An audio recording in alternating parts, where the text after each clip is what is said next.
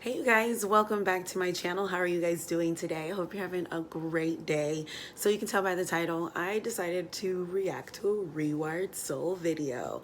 I have not spoke about him in months because I had some things to say, and so today's video is kind of just going back and seeing what he has to say about this person again, and see how I feel about what he's talking about today. Sorry if you hear the traffic, neighbors outside. I have my windows open enjoying the winter air, well, what we call winter in Arizona, so I apologize about that. But if you're new here, welcome. Hi, how are you? This is Journey to Find Kay, and I'm Kay. I like to talk about weight loss. I like to talk about mental health. Honestly, I like to talk about anything that gets me up on this platform.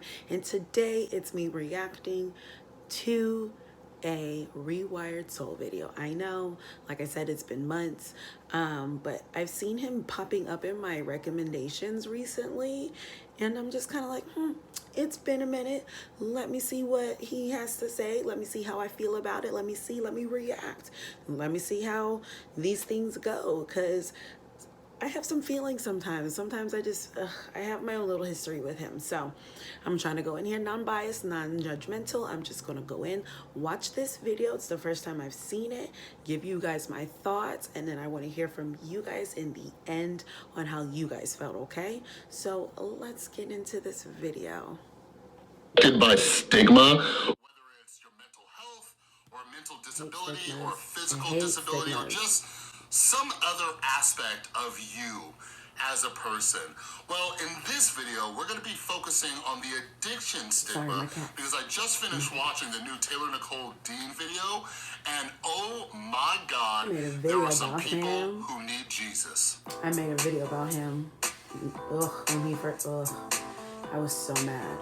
If you didn't check it out, I'll try to link it up here. What's up, everybody? This is Chris from the ReWired Soul, where we talk about the problem, but focus on the solution. And if you're new to my channel is all about mental health, addiction recovery, trying to increase awareness, decrease the stigma, and all of that. So if you're into that stuff, make sure you subscribe and ring that notification bell. And if you haven't yet, make sure you follow me over on Instagram and Twitter at the ReWired Soul. All right, so I just got off a full work day, and I made a video, recorded a video, edited a video, uploaded it this morning. But after I watched Nicol new video, I'm like, I gotta go home and make another video because we got some things to talk about. All right, so Nicol on her second channel, I'm gonna link her video down below. Feels so She's been talking about doing this video for a while, explaining to be just kind of how addiction happens, the science of addiction. She doesn't dive deep into like the full science, but she does an explanation of addiction from what she learned in rehab, and I think that's very admirable because so many people, like one of the reasons I started my channel was because so many people never have the opportunity to go to a drug rehab. So I wanted to make this channel and talk about what I was teaching people at the rehab I used to work at, right? So I think it's awesome that Nicol did this. So I'm going to link her video down below. And I was actually going to review her video because I used to teach addiction education classes at the rehab. Bothers me is because, as far as I know, he is not a licensed therapist. I don't know what it's like in other states all the time, but I know out here in Arizona, if you are giving any type of like a group therapy, unless you are licensed, it's just something to kind of basically pass their time. Yes, it can give them some good educational, maybe coping skills for them to learn, kind of help them use it in actual like real life scenarios. I know I did groups as well, and I didn't do groups like the way he makes it sound. It makes it sound like he's actually like doing like a group, like a therapeutic group, and it's not that. It's usually a group that's already chosen by the curriculum from the therapists at that location that say, yes, this is what you guys go off of, and it's usually just an extension of what they've learned from the therapist. So I know a couple of times we did activities just talking about different coping skills that they would use if they were celebrating a holiday and it was something they didn't want to do. Like I've worked in a rehab as well. So it was like, oh, you're having Thanksgiving with your family. What would you do differently? How would you handle this situation? And it was mainly going off of whatever they were taught in their therapies or their group therapy with the therapist, because they're the ones who are licensed to give that type of curriculum, that type of education, that type of group. The groups that he's talking about are, I just want y'all to don't take it as deep as he's trying to make it seem, okay? I'm just going to be straight up honest with you. It's not that deep. Yes, she knows some information. It's awesome to see that she retained the information that she's taught, that I can understand given, but there's no grading. He didn't grade. Like, no.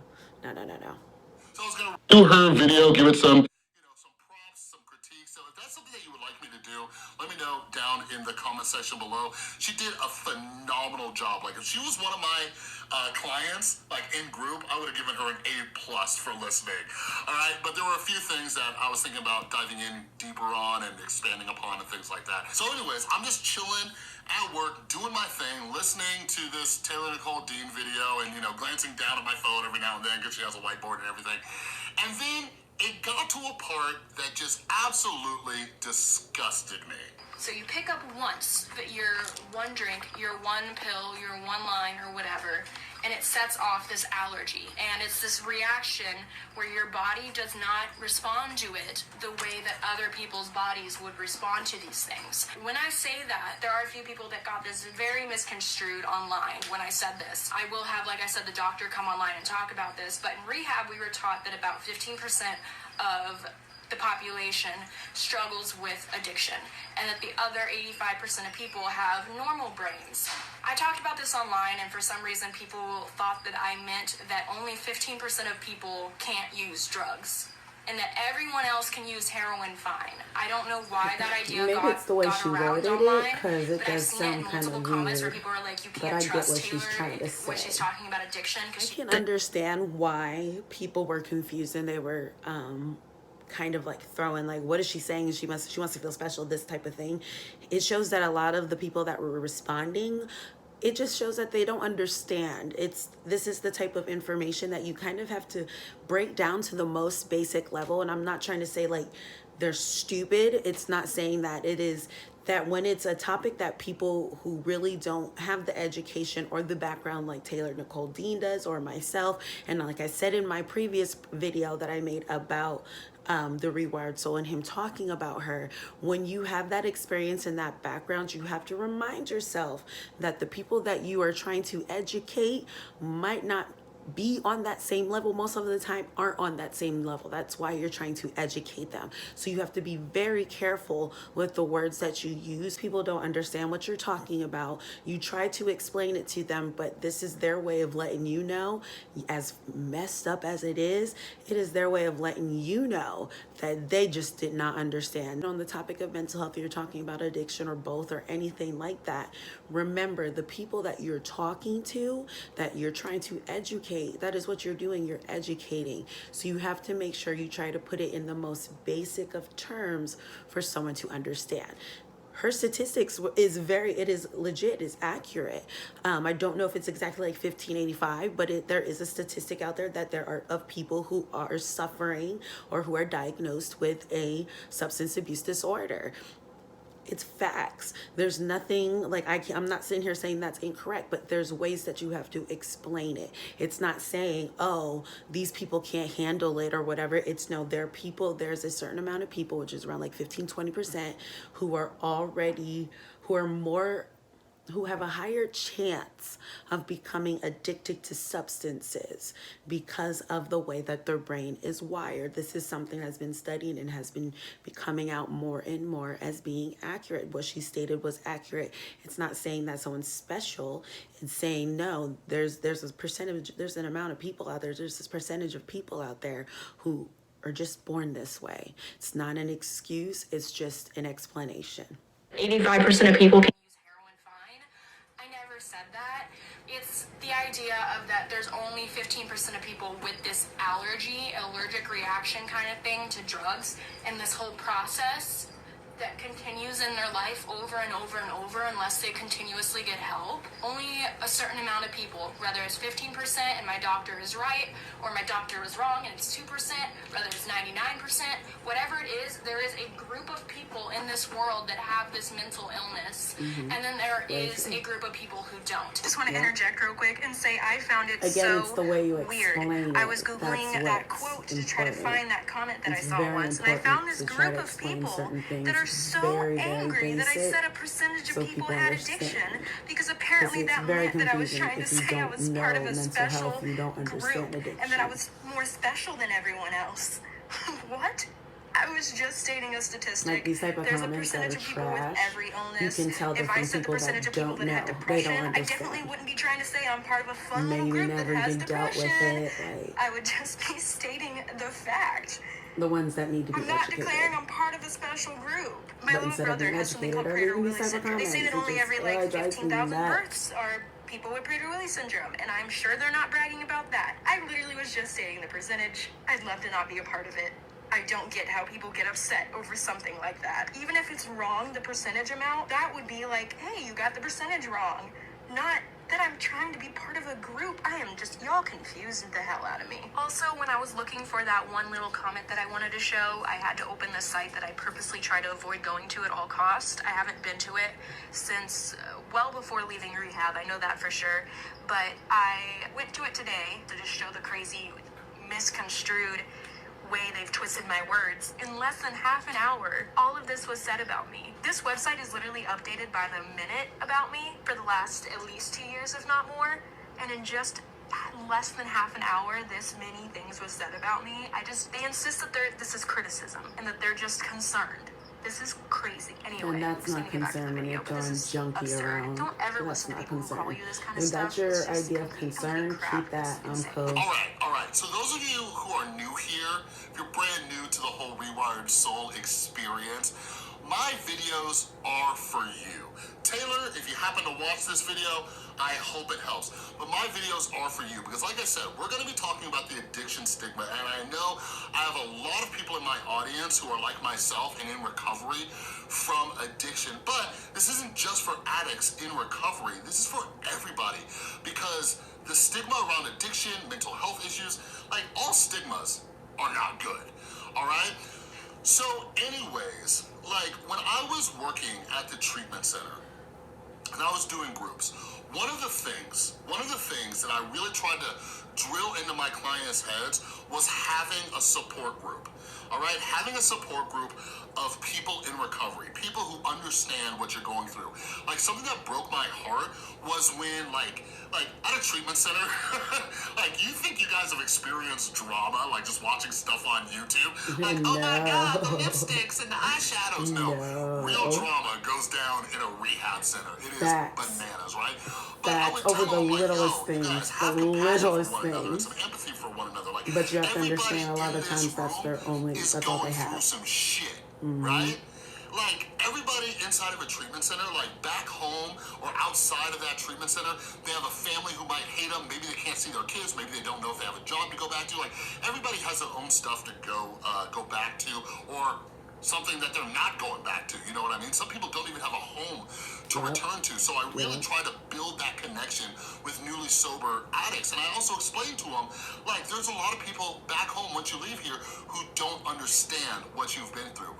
But on top of that, because when I'm doing groups, when I'm working with newcomers in recovery, like I'm honest with them. Like I never want to give the impression like once you get sober, it's all like unicorns and butterflies and rainbows and everything. Like people are dicks, and you just saw that. That clip I played from Taylor Nicol Dean. Like there is such a stigma around addiction. The narrative is addicts are bad people, right? But something that I think Taylor Nicol Dean did a great job of in her video was addicts are sick people. They're not bad people, right? Like a book that I can't recommend enough is Recovery by Russell getting Brand. acknowledged as And a it says something disorder, along the as a lines in his disease. book in one of the first chapters that everybody That's what's is an it's addict in just some now way, in shape, or form. 2019. We're just now Us starting to addicts are see actually the the lucky ones acceptance because it of it manifested being in a a drug disease, a addiction. disorder. Right? Like, because Crazy. in order to get rid of that pain or that hurt that we're feeling, or to shut this crazy brain off, we turn to drugs or alcohol. But for most people out there, Self-medicating. it might be food, it might be sex, it might be gambling, it might be shopping, right? It might be a slew of other toxic behaviors, and those people may never even realize it, right? Yeah. So all of us are struggling with this in some way, shape, or form. Hell, this goes back to Buddhist philosophy from thousands of years ago. So if any of you watch the Taylor Nicol Dean video, she talks about that hole inside of you. So Buddhist philosophy, they actually talk about this story of the hungry ghost, right? So imagine a ghost just trying to eat it, right? And then it just goes right out. Like, you're never satisfied. But for some of us, it's money or career advances or popularity or whatever it is. We're never satisfied, right? But for drug addicts, it's drugs or alcohol. So yeah, like what you saw, like the names that people were calling Taylor Nicol Dean just absolutely disgust me. All right, so this is something I had to prepare my clients for, right? Especially because many addicts, we've hurt other people in our addiction, right? We've lied, we've cheated, we've stole, and people are going to be very upset with us. Many times rightfully so. So here's what I would teach to other addicts, because this is something I had to do in my early recovery as well. I'd have to teach them how to deal with it, all right? And this is for anybody. You don't even need to be an addict. Like, if you are ever having the belief that just maybe someday the world will be like just rid of all the assholes, you're wrong. Not gonna happen. Stuff's gonna happen. People are dicks. You're gonna have to deal with it. So rather than having people have this false belief that maybe everybody's just gonna treat them with kindness and love and compassion, I teach them how to deal with that stuff. And here's what I teach everybody. This is something that I even teach my 10-year-old son, and I've been teaching him this for years. And no, my son is not a drug addict that I know of. But anyways, I teach him that no one thought that. people hurt people. All right? So this is my best advice to anybody out there who is being affected by the stigma and things like that. Like, people are hurt, right? Especially when it comes to the internet. Like, God, like Taylor, again, if you're watching this, like, people on the internet are so angry, right? It's not just on the internet. Like, people in life are just so angry. And sometimes you are just their punching bag, right? And we have to learn to not take this stuff so personally, right? Because we hope and we wish for compassion and empathy in other people. And one of the best ways to start receiving it is to start giving it, right? Like, when I was working in the treatment center. So with this, he's talking about the pink cloud of sobriety. A lot of times people who become newly sober, they have this feeling, everything feels good. They're starting to, the cloud is coming, like it's like you're floating on clouds. That's why they say it's the pink cloud of sobriety. You feel like nothing can go wrong. You're strong, you're headstrong in your sobriety. And then before you know it, life hits you slap. And this is where you have that moment of, you have to feel this. You can't turn to your drug of choice, your substance of choice to cope with whatever you're going through. That pink cloud is gone. You don't feel like you can just handle the world. You don't feel like it's just like, I got this. You feel like, dang, maybe I don't. You start to understand life is still going, and you have these feelings that you were trying to hide that you have to now work through and use those coping skills you learned in rehab. He is talking about that, and that's such a very valid point that you have to share with people newly in sobriety. But you also have to teach them as well that even though you might be hurting, you've done some things, it is never okay for people to still talk to you that way, because a lot of times you run into people who are in sobriety and they feel that they have to always continue to make amends for the crappy things they may have done. But you also have to teach them boundaries, because one thing that I've noticed even working in my own rehabs is a lot of times the addicts had issues with dealing with boundaries. The boundaries lines were always crossed because of their addictive behaviors or what they might have had done to fuel their addiction, or what, like he said, trauma stuff that might have started the addiction. Boundaries plays a big part of of your sobriety. And so yes, be straightforward with them, be honest about it, let them know like, hey, life's going to keep coming at you hard. You're now living sober, you're not turning to this substance. Just know this is real. What we're teaching you, these coping skills, is something that can help you be successful. But also teach them, hey, but guess what, after you try to make those amends and you continue to show yourself and try to, continue to stay on your path, after a certain time, you have to put them boundaries up, because you can't continue to let people to treat you like crap because of what you've done to them possibly in the past.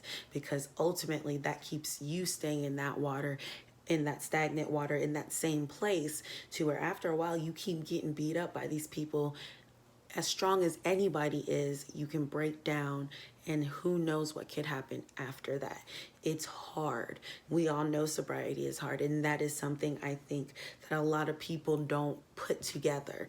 Yes, you have that moment where you need to be honest and tell these people, yes, your people are hurting. You've done things in your past that might have hurt these people, but you also have to hold these boundaries as well. Just because you did those bad things does not mean they can treat you badly in return. That's a big thing. Said, like, everybody in there is going through their own stuff. I had people who would come up to me, cuss me out. A few times I thought I was going to get punched in the face. Just all sorts of crazy stuff, right? But I knew they were hurting, so I was able to keep my cool.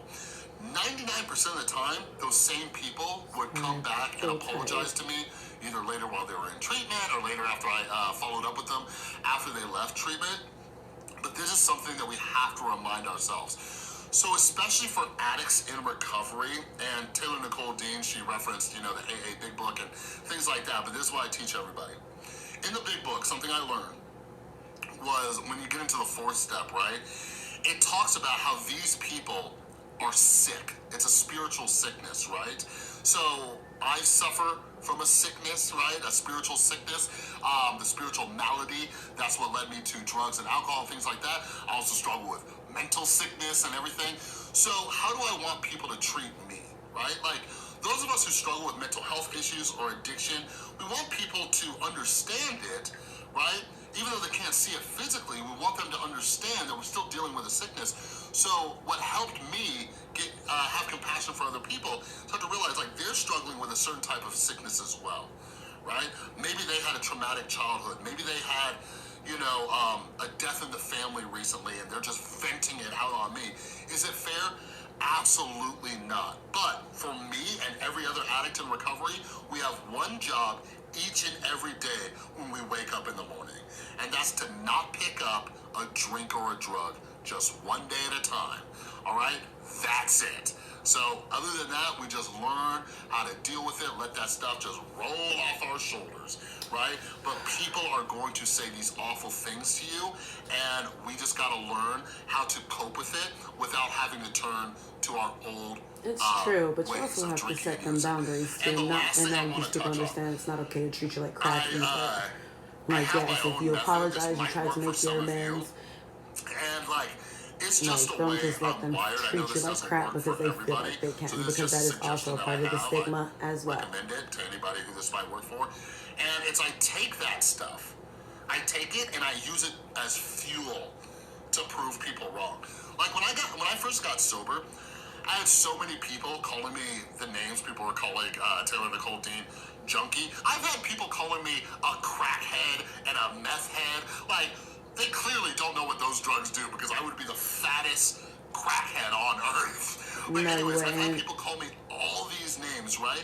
And I'm like, you know what? I'm gonna thrive. I'm gonna stay sober. And I'm just gonna absolutely see it for kill myself. it in life. And Functional it's my way addicts. of just like, yeah, they kind of look like a jackass now, right? Like, That's I use it not as a real this term, fuel but that's what they used to call them. do better and to stay in my recovery. Also, this is just a pet peeve of mine. I hate people that sit there and try to use the way their body looks as a way of like, I can't be using that drug.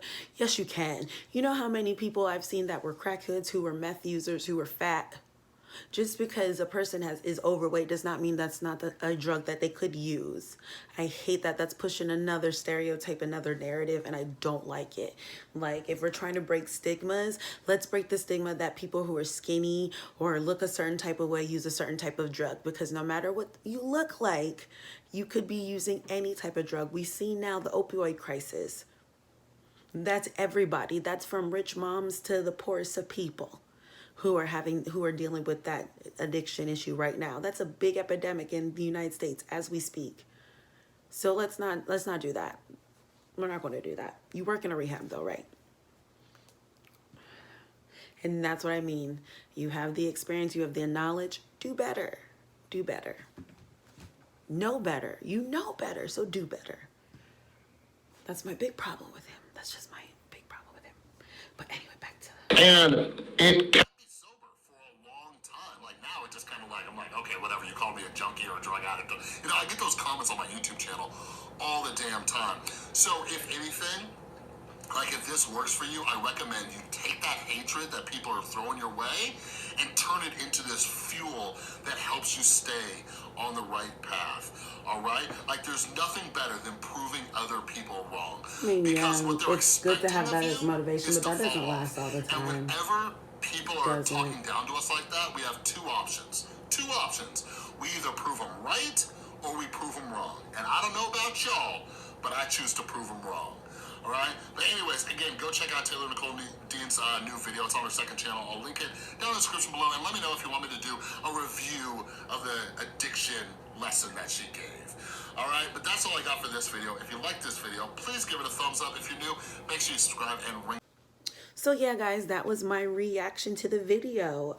I've said what I really felt during watching that. That's the first time I've watched it. Had some valid points. I do think that some of the things that they kind of have to remind themselves, both him and Taylor Nicol Dean, is when you have that knowledge and experience and understanding of what you're talking about, just try to break it down for people a little bit better.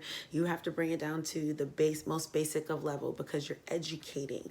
And when you're educating, we're not saying you have to treat people like a child. You don't have to treat people like they're dumb, but essentially you have to treat them as this is something they've never heard of before, because that, just from looking at the comments, it shows that these people don't know what they're talking about. But then, but that doesn't make it okay for them to call you nobody a junkie. Like, but that shows miseducation. That shows uneducation of the topic. I think that's something that's very important, that those of us who understand, know, learn, are in the field, we make sure that we're speaking and we remind ourselves of not everybody has the knowledge that we have. So let's kind of break it down a little bit better for these people and make it a little bit easier for them. And after a while, you know, I'm not saying you have to do that all the time, because after a while you just know better, you know, because after a while we start to remember Google's available too. But initially, I think it's something that we have to just kind of remind ourselves that if we're sitting here saying we want to educate and, you know, break stigmas and stuff like that, let's not perpetuate them either. Kind of push the whole, you know, you were an addict, you kind of hurt some people in your life, so you kind of have to let that roll off your back if people talk to you that way and stuff like that. And I don't believe that. I believe that, yes, you did some stuff. Yes, if you're the type that's working the steps, or, you know, taking, you know, AA or NA or whatever the case is, you know, working the steps. If you're one of those who do the amends thing, I'm a big believer of, if you try to do the amends steps and take the necessary steps that you need to make amends. If it's try to reach out to that person, even if they don't want to talk to you, I feel that that is, after a certain amount of time, you know, everybody has their own personal amount of time that they feel comfortable with. But for me personally, if I've tried for like a year, 2 or something like that, and stuff has not been reciprocated, or you still just don't want to deal with me, I'm not going to sit here and just let you keep calling me names. I'm not going to sit here and let you just keep treating me a certain type of way, because I have to have my boundaries up as well. Again, something, even as someone who has worked in rehabs, again, myself, a big thing that I noticed with a lot of my clients, boundaries. You have to be able to set boundaries as well as respect boundaries. That's just ultimately what it is. If you are able to set boundaries, you have to also respect boundaries. People are going to put boundaries up because you were an addict. You might have done some stuff, so there's boundaries you have to respect, but also do not be afraid to set your own boundaries. Just because you were an addict does not mean you need to be treated less than. And that's something I feel like Chris needs to make sure he understands. He's not pushing that stereotype, that stigma. He's trying to break the stigma. Well, let's make sure we don't guilt trip addicts into believing that people talking to them that way is something they should just use as motivation. I don't like that. And also I don't like just saying, oh, because I know it might be nitpicky, I'm sorry. But this is just kind of little things that I take seriously. I do take this stuff very seriously. And when I hear someone say, oh, they say, oh, you're a crackhead or this, and I just let it roll off my shoulder. Look at me. No, sir. Anybody can do any type of drug, and look, it doesn't matter what you look like, socioeconomic background, none of that. Drug addiction knows no weight, no color, no size, none of that, right? So just because you're an overweight man does not mean you could not be smoking meth. I'm not saying you are. I'm just saying let's not push that as well. That's something that I don't like, that pushes stereotypes, that pushes judgment on people, because I've witnessed it with my own family. You were skinny, you were meth head. So that's it. That's all I got to say about this video. Other than that, it was pretty cool. It was all right. You saw my reaction. Let me know if you like it, if you want me to do something similar. Comment down below how you feel, and I'll see you guys in my next one. Bye.